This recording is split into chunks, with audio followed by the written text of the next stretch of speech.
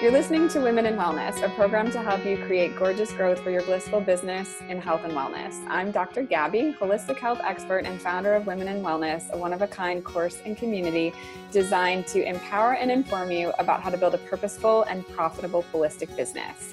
I'm very excited for today's interview. I have a terrific guest, Sara DiVello. Sara is an acclaimed yoga teacher and author of the best-selling book, Where in the Om Am I? One Woman's Journey from the Corporate World to the Yoga Mat. NIEA winner for Best Memoir, selected by Shape Magazine as a best book, and chosen by Working Mother Magazine as one of the top 8 memoirs of the year. Sara teaches and speaks nationally on using yoga tools to find life balance, direction, and fulfillment. Hey! Hey! How's it going? This is so fun to talk to you. I'm so glad to talk to you. It's so fun to connect again after meeting in person in New York. Yes, so we were both part of the Well Summit, and that's where our paths crossed, and that was like an exceptional event because we got to, talk about wellness. We got to be in this cool location, and we got to meet a lot of aspiring yogis and people who want to work in health and wellness. And just before we jumped on the call, I was saying to you that a lot of these women that I am supporting now are trying to make a transition like you made. They're trying to go from stay-at-home mom to yogi, or corporate to wellness coach, or, they're trying to make these transitions, and they're not always getting the love, the validation, the support, the encouragement that they need. And so I'm wondering, how did you do this? Like, did you do it on your own? Did you have support? Did you, find a mentor? What was that experience like for you? Yeah, so for me, I actually tried to do it alone first. And in hindsight, I wish that I had realized the importance of community earlier on.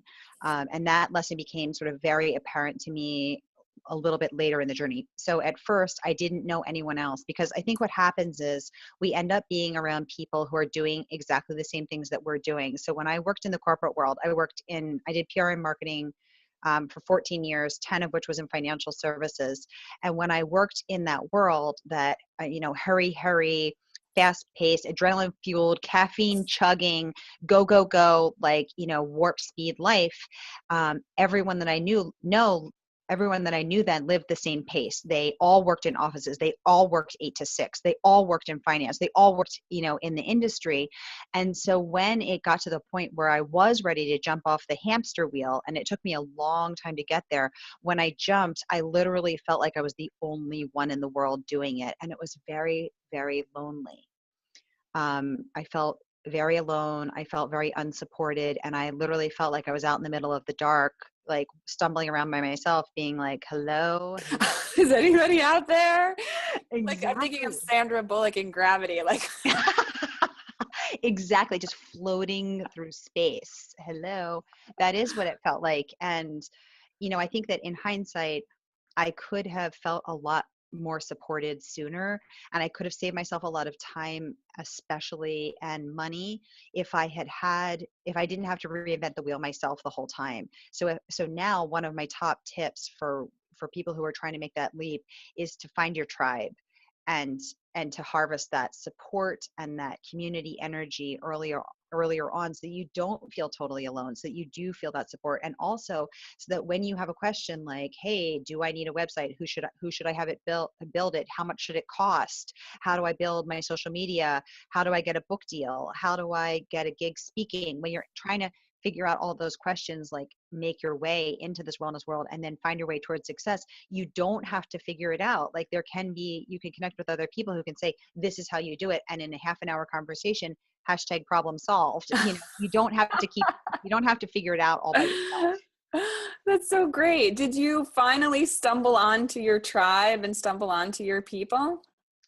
So yeah, it's been a process. Over the last couple of years, I have, and the Well Summit, which is where I met you, which was so wonderful, has been a big step forward for me in terms of meeting other amazing, what I call seekers, people who are looking to live that more awakened, more conscious, more wellness oriented life, who don't want to just be on that hamster wheel churning and burning for years on end.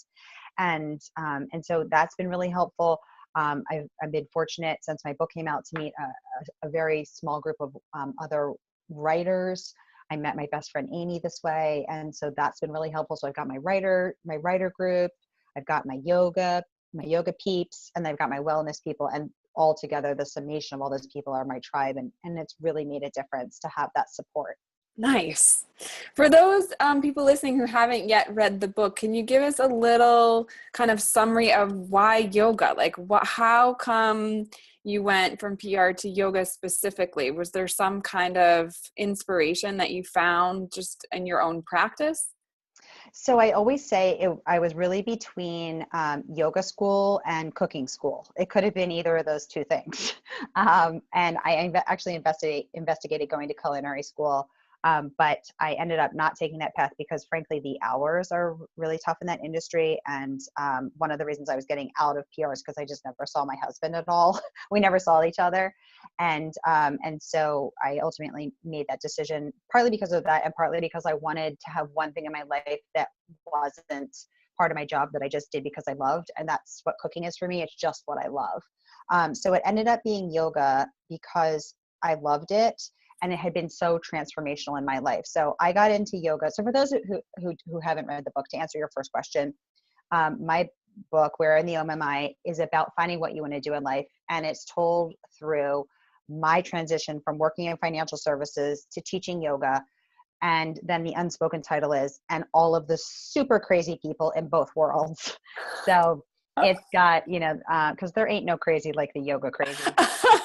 We're a special kind of crazy. We're a special kind of crazy, and and frankly, there's no crazy like the corporate crazy either. Right. So just for a sneak peek into my life, then I did not I changed the names and identifying characters of most of the people who appear in the book just to protect their privacy. But there are a few characters whose names I did not change, and one of those is a guy I used to work with who called himself the Meat. So he'd refer to himself in the third person as the Meat, and he'd let it be known that there was a reason they called him the Meat, and that he could only wear the pleat front pants because he needed extra room in the front because there was a reason they called him the Meat. And so I was like, I really can't rename the Meat. There just is no sort of, parallel nickname for the Meat. So the Meat I'm sure he wasn't disappointed to appear in your book. The Meat now lives on in perpetuity. I was not disappointed because I actually since found out that he went through the book and he highlighted all the parts about himself. And then he had one of the many people who work for him read those highlighted parts aloud in one of the monthly meetings in front of 90 of my former colleagues. So the Meat is not only is he not ashamed, he's proud. He's like super excited to be out there in the world as the Meat in a bigger way than he himself could possibly get out there. So that was like my daily life. I worked in the super male dominated industry of financial services, mostly with all men. There were a few other women, and I thought that that we would bond over that fact, and I would get a lot of support from the few other token females. But I was like, hey mentor, hey sister, and they were more like, I hope you die. And then I'll stomp you with my sharp point of my stiletto heel, and I will step over your dead body as I claw my way to the top. And so I happened to work under a parade of what I can only refer to as stupendously bad female bosses, which was rare because financial services was mostly men. And so that sort of hastened and intensified my need to get out of the field, although I did end up staying for 10 years. Wow. And so, so then I started doing my yoga teacher training on nights and weekends because I was really interested in yoga. It was my sanctuary. It was my escape from this world of bad female bosses and the Meat.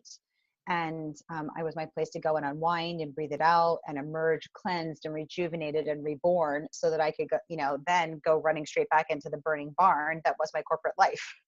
Wow. And so, so that's what the book's about. And it's about how. Why a book? Why a book? So several reasons. First of all, I knew from the time I was 5 years old that I always wanted to write a book, but I thought it would be a novel. I thought it would be, a work of fiction. And after I left financial services, I sat down to write what I thought was going to be my novel. And I realized that everything that I wanted to talk about, which is identity, dharma, destiny, who are we, what are we meant to do, all of these big, big questions, I could actually tell through my journey. I had the narrative arc in place. And I also had all these crazy stories that I was telling, sharing with friends and family over dinner. And they were like, that didn't happen. That's crazy. And I was like, oh, but it did. And so I realized, I just love the craft of storytelling. I love to laugh. I love to make people laugh. And so I had these great stories that made people laugh. I also had these great stories which talked about the more serious topics of female bullying at work, which talked about cliques and exclusivity and how much it hurts to be, ganged up against. Right. And so I had all these stories. And so I should just write the story I had instead of trying to invent a new one. Awesome. And that's what I did. And that's the book that came out. And so now I'm working on the novel. I've been obsessed with memoirs for like the last, 10 or 15 years. They're just obsessed with memoir. I read them like constantly. I don't know if you ever go to the Moth and, people get up and tell true stories. I've done that a bunch of times. Like there's just something so powerful about our own story. Exactly. I totally agree. And that was another thing too, is that I felt like I had benefited through other women so generously sharing their stories and their hard-won tales of survival and thriving and whatever their journey was. And those stories had enriched my life. They made me feel less alone. They made me feel supported and inspired and uplifted. And so I thought, and this is something I tell people when I meet them now, I'm like, if you are called to share your story, you must, because if you have benefited from the stories of other women sharing their journeys, it's almost selfish to not share yours. Like if you have drawn from the well, you should also contribute to it. Yes. If you're called to.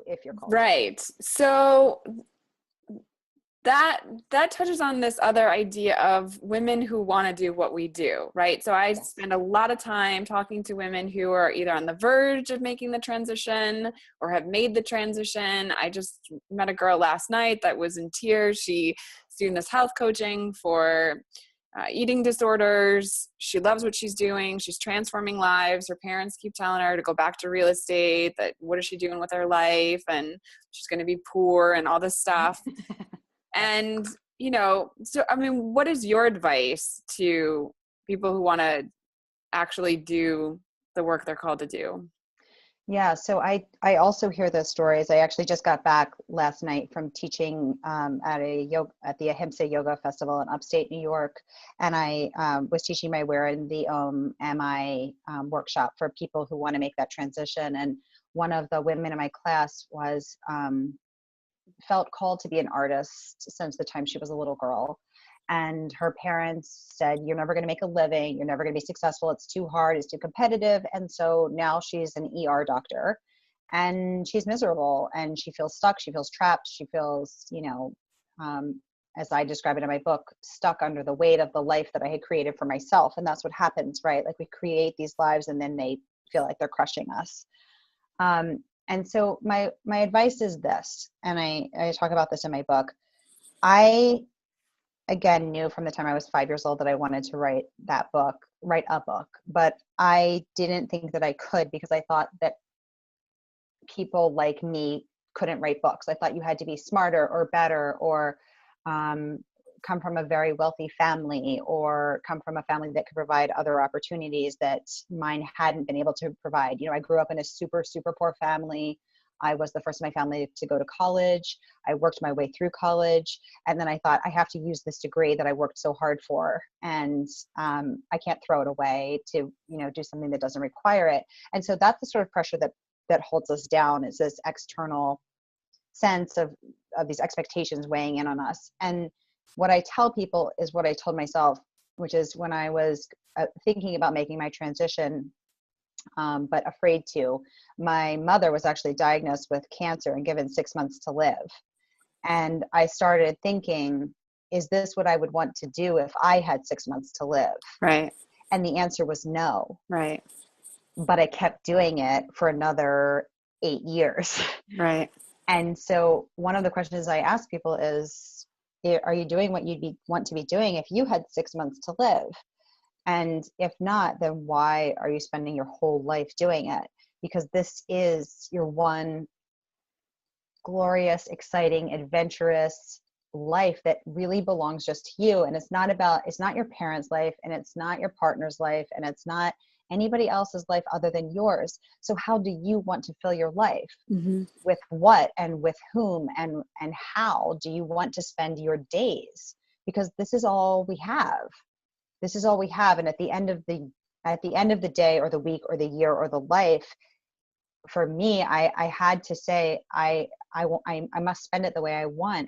And I would rather look back and say, you know what, I tried, and maybe I failed and maybe I succeeded, but at least I can live in the dignity and respect of having tried. And that is what I share with people who ask me how to find the courage to do it, and how to find the clarity and the support when the parents or the partner or the friends or whoever it is saying, this isn't what you should be doing. It's like, actually, stop shooting on me. You do you live your life the way you want to, and I'm going to live my life the way I want to. And then we'll each have our own lives. Right. And did you find, I mean, one of the things that I found every time I kind of make this leap, because I do this over and over in my life, like I like get inspired. I, started with massage therapy, and then I did the yoga, and then I did my doctoral work, and now I'm doing this women in wellness community. But each time that you make the leap, did you find like when you actually made the leap, it wasn't as bad as you thought it was going to be? Like the universe shows up and gives you resources. It's challenging. I mean, there are the challenges like, oh my God, I'm on my own. I have to figure this out. Where's my tribe? Where, there's things to figure out, but like once you're actually in it and doing the day-to-day of it, right? It's not really in my experience, as bad as the catastrophic expectations that you have about doing it, right? I think that's right. And yeah, and and I always say not every day is going to be easy, and not every day is going to be perfect. There's going to be those hard days. And there were those hard days, when I was writing my book. There were times when I was under deadline, when it was, 2 a.m. and I literally would lay down on the floor of my office and cry. But even in those dark moments, there still was a deep down rightness to it, where I was like, yeah, this is exactly where I'm supposed to be. And it's okay. And it's hard, but it's still where I'm supposed to be, which is, this deep down sense of rightness. There's a deep seated contentedness to the quality of your daily life when you're on your path and you're living your dharma, in Sanskrit, the language of yoga, which is, your right. path. That really is just not going to be there when you're not on your path. And then it's just, if you're not on your path and it's hard, it just feels hard and miserable. But when you are on your path and it's hard, it still feels deep down right. And, I have definitely had to hustle hard to get my book out there. And I've had to hustle hard to get myself out there as a speaker. And, but everything about it feels so right, even when it's hard. Can you tell us a little bit about that hustle? What is that like? Yeah, so for me, I really want to get the book into the hands of as many people as possible, because I want other people to know that they can do it. And I can reach more people on the page than I can reach in person, which is why I wrote the book, which you had asked me about, earlier. And I want to make sure I circle back to that. Part of the reason why I wrote the book is because I can reach more people faster and more efficiently than I can going to meet people in person at events, which I still totally love to do events. And I think there is really nothing like being in person with people. But for people who, we're all busy and not everyone can get to these events. So this is something that they can read in their own time. That's sort of a resource to them. And so my goal is to get it to as many people into the heads of as many people as I can, so that they can have that support, inspiration, and, a how-to for how to do it in their own life.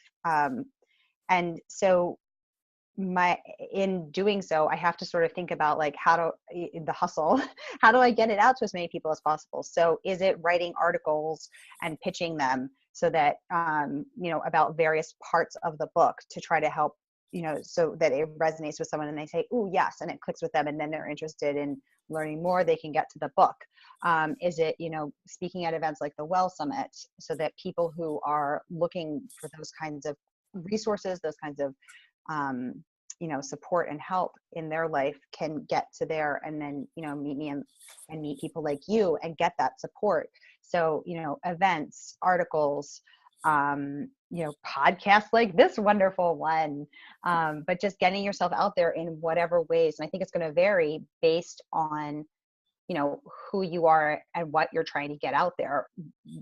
From a PR perspective, you're going to think to yourself, who am I? What am I trying to get out there? Who are the people I'm trying to reach? Where are they? And what are the most efficient and effective ways to get to them? And then it's just about piecing it together like a jigsaw puzzle and then following those different strains, those different paths to get to them. Does that make sense? Yeah. So some of your previous education and experience doing PR was probably really helpful for you to think about, before it was financial stuff, but now it's no, now I have something, I really want to get it in as many hands as possible, and kind of drawing on, your experience of, like you said, pitching, speaking, interviewing, using all those things that are available to you to get it to as many people as you could. Exactly. Yeah. So I always say PR marketing is like being a carpenter. If you're a carpenter, you know how to build stuff. You can build a doghouse, you can build a skyscraper, you can build a birdhouse, you can build a fence. You know how to build stuff. If you do PR marketing, you know how to market stuff. So it doesn't matter if it's a financial company or a yoga studio or a book or whatever. You can think about how to, you look at it like a puzzle. Who are who are you? What are you trying to get out there? Who are you trying to reach? Where are they? What do they read? Where do they go? What are they asking? What are they looking for? And how can I provide it to them? And that's how you sort of look at that.